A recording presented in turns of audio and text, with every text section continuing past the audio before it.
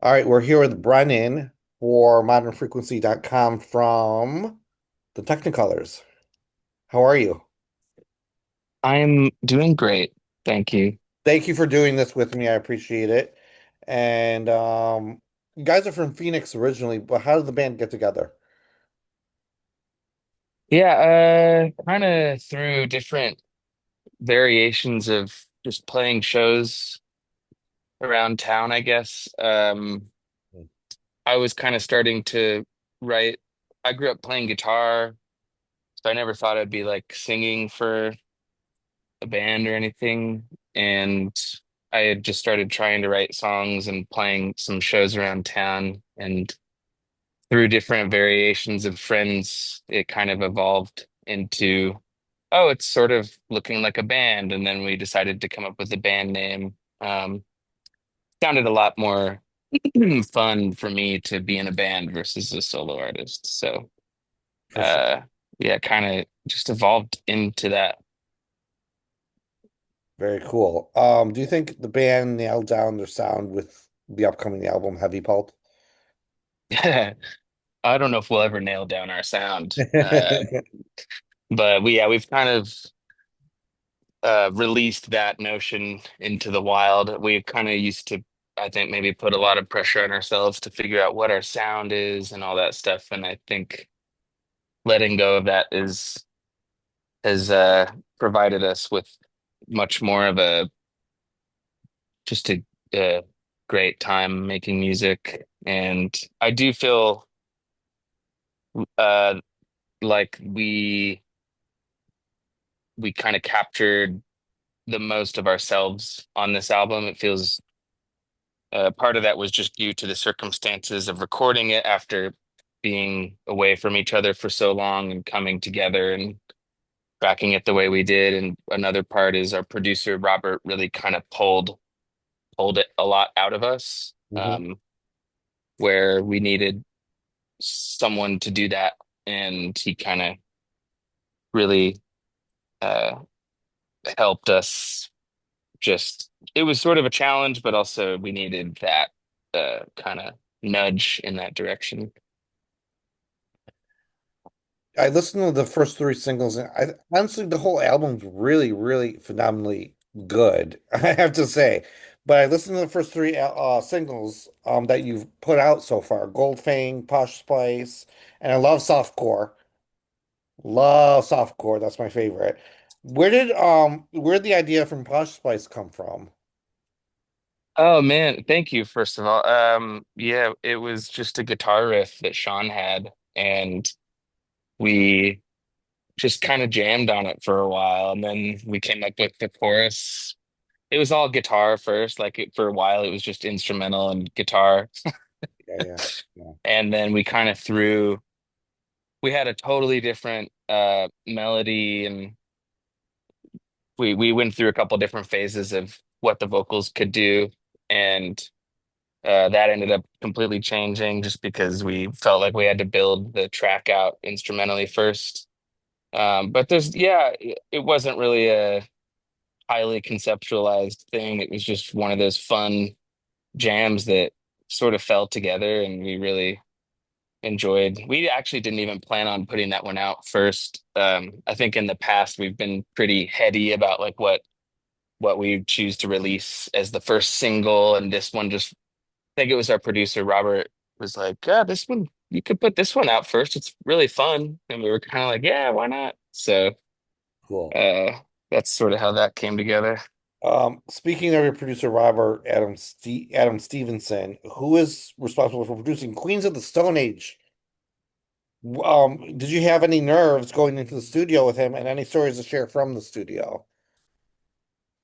No nerves because he's just a really sweet person, and um we kind of just all got on pretty quickly. And I think if anything, I was nervous about just whether or not I was going to be able to do it because it had been a while. Or just, I think we all knew we could do it. We just didn't know what it would be, how good, all the typical things that float around your mind. But working with Robert was just it was he's a gem. It was a great experience. Very, very necessary. Did he add that psychedelic sound, or did you guys are you guys like still figuring out your sound, or what's the deal? Oh yeah, we're always figuring it out. I don't even know. Yeah, I guess it's psychedelic. We kind of are so close to it at this point that we're looking towards other people to tell us what it sounds like. But yeah, it was a very collaborative effort. He really encouraged us to go there and to try things, and nothing was off limits. But at the time, at the same time, it felt still pretty like I think maybe towards the beginning we talked a little bit about where the boundaries could be, if there were boundaries of just having some kind of focus, and boundaries are good, but it was mostly sonically what we were trying to achieve, and just kind of things like that that I don't always understand. But he definitely contributed a huge part to the overall sound, I would say. Do you read reviews of your music, or whether they're positive or negative? Does that help you reinforce your attitude towards the music and lyrics? No, I used to not. I used to avoid it because I think I was just scared Mhm. to read it. But I think it's the same thing with videos of playing live. I'm very hesitant to watch those because I like those experiences to live in my memory. And it feels like every time I read somebody else's take, I mean, yeah, I guess it's kind of fun to hear what people think of our work, like just in a normal conversational setting. But reviews are a little scary because it's like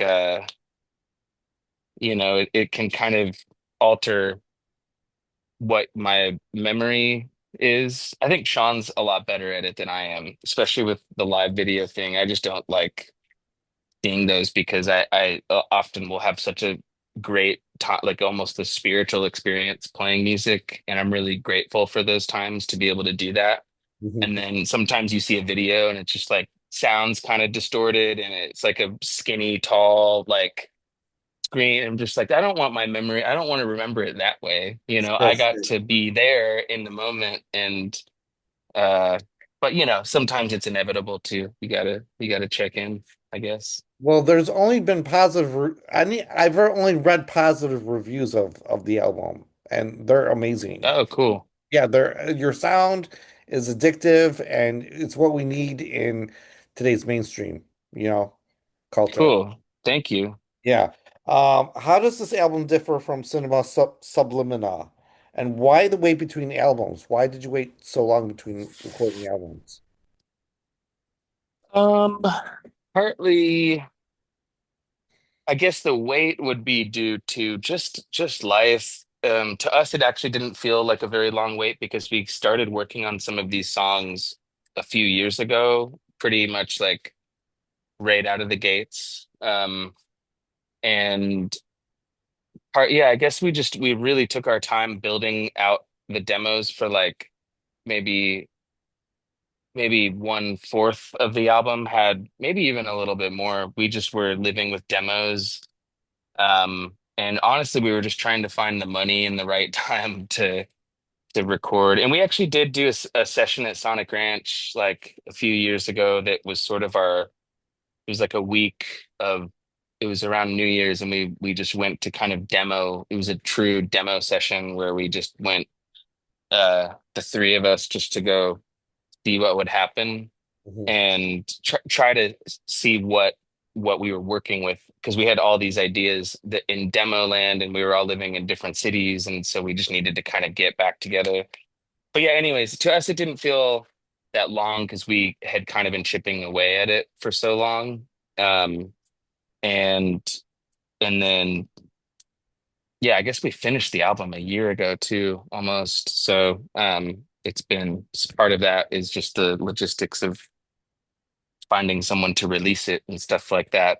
I guess the differences, that was the other part of the question, the Yeah, differences. yeah, yeah. Man, so many. It's hard to really gauge them, but I think one of the big parts is Cinema Sublimina was sort of Frankenstein together throughout the. We started it right before the pandemic Mm. in Arizona, and I actually ended up living at my buddy's studio during the pandemic. I kind of conveniently got stuck there. And so we finished, his name's Chad Copeland, and we finished it with him, and he's also an unbelievable producer.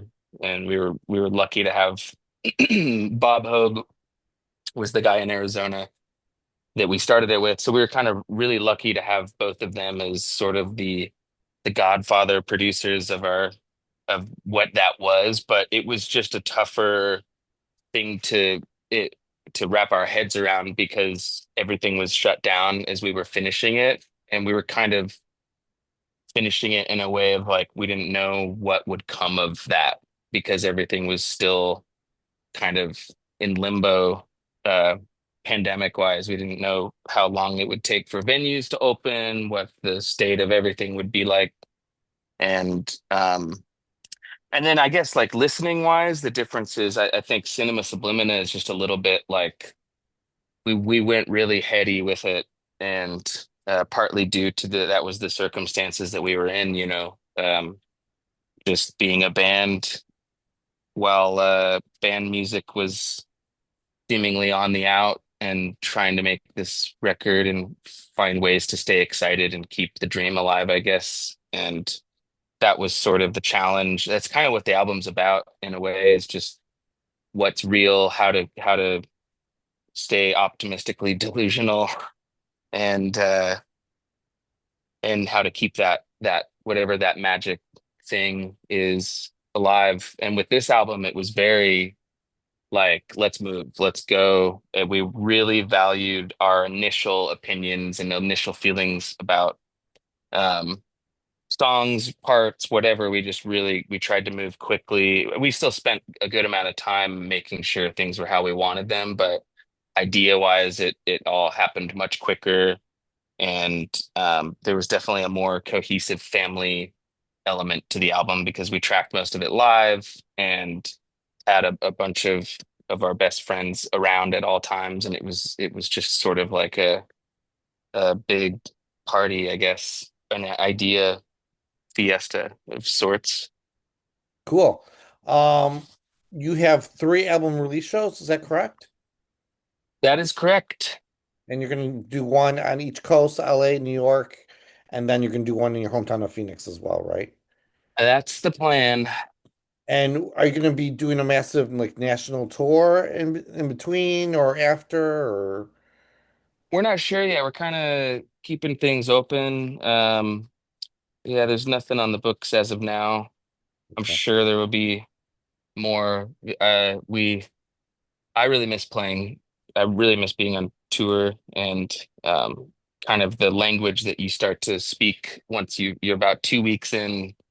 You kind of start to feed off of each other in a certain way that you can only achieve by doing that, by being on tour and going through the grind of it, the load-ins, the all the crazy stuff, and you get that one little special time on stage that's almost sacred. It's the tiniest part of your day. Most of your day is just doing all these other things, and you get this little sacred time on stage, and you kind of build up this sort of musical vocabulary with the people that you're doing it with, and that's the thing I miss the most. So I would be surprised if we didn't end up doing that at some point.